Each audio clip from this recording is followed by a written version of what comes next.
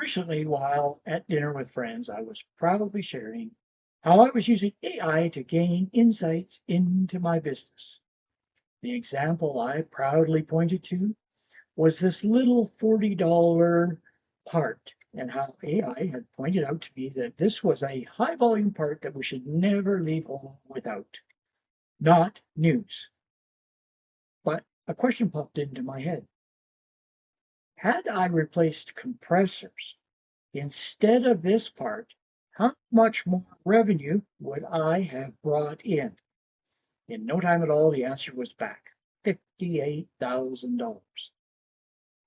The follow up question was just as telling. How many callbacks did we have because we did not replace the compressor instead of just these electricals? The answer? Zero. To me, that's the job. To me, a great example of how we look after our customers. To everyone I have told this story to, that is not the reaction I get back. Not once. In this case, are you nuts? Better yet, the customer has no idea. Change the electricals, charge for the compressor. Zero callbacks, no brainer. Now, my friend is a retired CRA auditor. Seeing the whole and understanding how to game the system is exactly the skill set that made him valuable in his role. To him, it was a decision that held no downside, no chance of negative repercussions, just money in the bank. Improve the bottom line so that your business is more marketable. Completely amoral. It got me thinking of all the economic choices I have made in my lifetime that today would be stupid. So here they are, everything you should not do for maximum income as an appliance service technician in 2026. Number one, invest in quality tools and equipment. The customer has no idea and won't ask. Once in the last 30 years, did a customer notice my multimeter? Sure. Customers are impressed by the amount of equipment it takes to do a sealed system job, but mostly because they weren't expecting it. Show up with a gauge, a torch, a disposable can of refrigerant. The customer isn't checking your manifold gauges. They're just glad you showed up. Do not invest thousands of dollars on equipment. Better yet, just condemn any fridge that needs a sealed system repair. It's not worth the hassle. Number two, invest in any training, apprenticeship, or trade schools.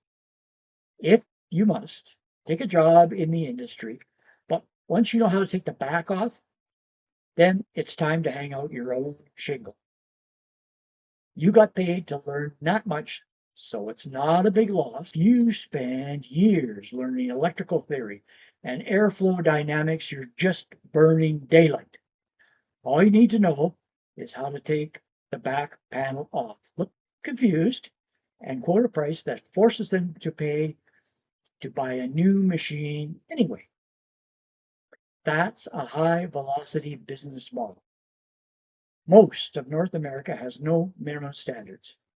And where there are minimum standards, there is almost no enforcement. Number three, do warranty work.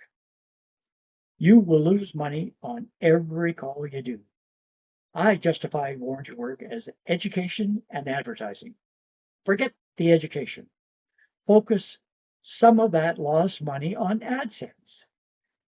It's a relatively long time between calls. Customers can easily forget who is out. They are going to start with an internet search. Invest in a physical location. Regulators loved fixed addresses. They'll ignore you if they can't find you. Number five, invest in environmental stewardship. Do not recycle. Do not capture refrigerants. Vent.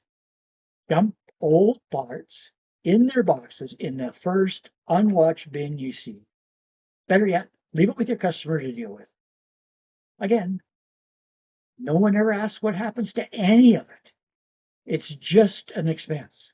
You could make the case for a few more, like don't hire staff.